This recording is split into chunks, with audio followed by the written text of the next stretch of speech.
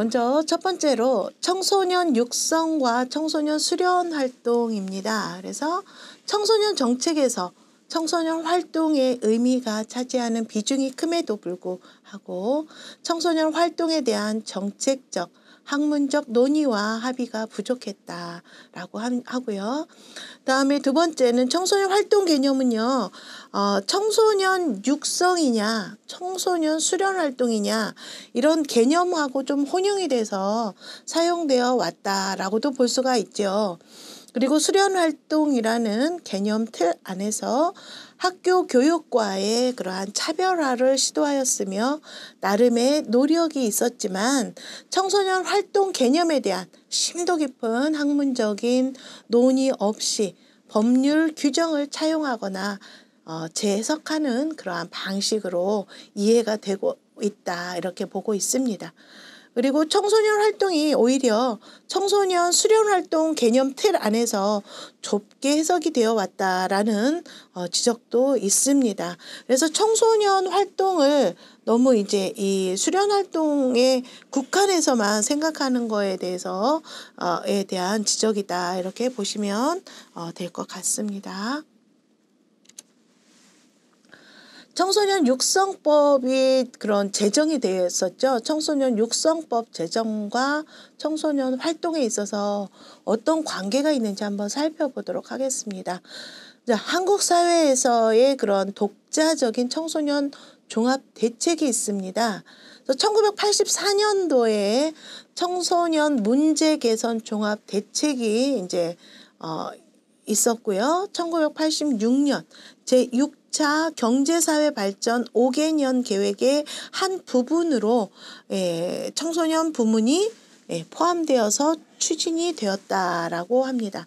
이 계획은요, 과거에 일부 청소년의 문제 대응 중심에서 다수 청소년들을 위한 건전 육성 사업 중심으로의 전환을 시도했다라는 것이고요.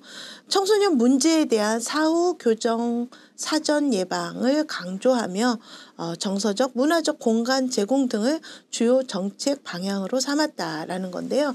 자, 문제 중심이었어요. 문제 대응 중심. 문제 대응 중심이었다면 이제는 그 일부 청소년이라는 것은 문제를 일으킨 뭐 비행 청소년이나 뭐 요보 청소년이나 그런 이제 그런 일부의 그러니까 우리가 선택적 복지냐 보편적 복지냐 이런 부분을 이야기하듯이 정책적으로 어떻게 할 것이냐 해서 우리가 모든 청소년을 대상으로 할 것이냐 일부 청소년만 대상을 할 것이냐에 대한 것을 보았을 때 우리는 과거에 1950년대 6.25 전쟁이 있었습니다. 이제 그 시절까지 거슬러 올라가야 되는 거예요. 그래서 그렇게 하면서 전쟁이 끝나면서 53년 뭐 끝나면서 이제 전쟁 고아들도 많이 생기고 이제 뭐 집도 절도 이제 다 없어지는 그런 폐허가 된 그런 상황에서 이제 일어나기 시작한 우리 국민이잖아요.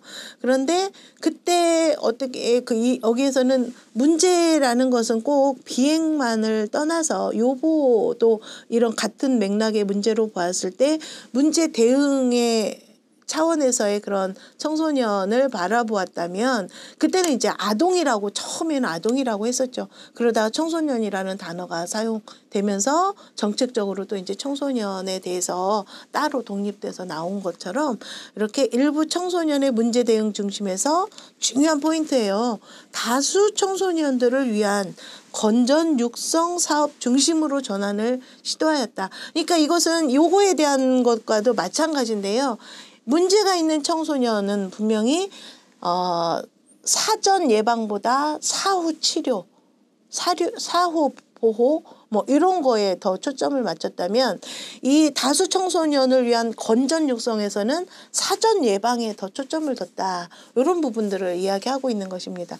그러니까 더 문제가 일어나기 전에 다양한 활동들로 우리 청소년들을 심신을 건강하게 활동을 통해서 이렇게 차곡차곡 이런 그 건강하게 정서적으로나 문화적으로 공간 제공을 함으로 해서 건강하게 성장할 수 있도록 지원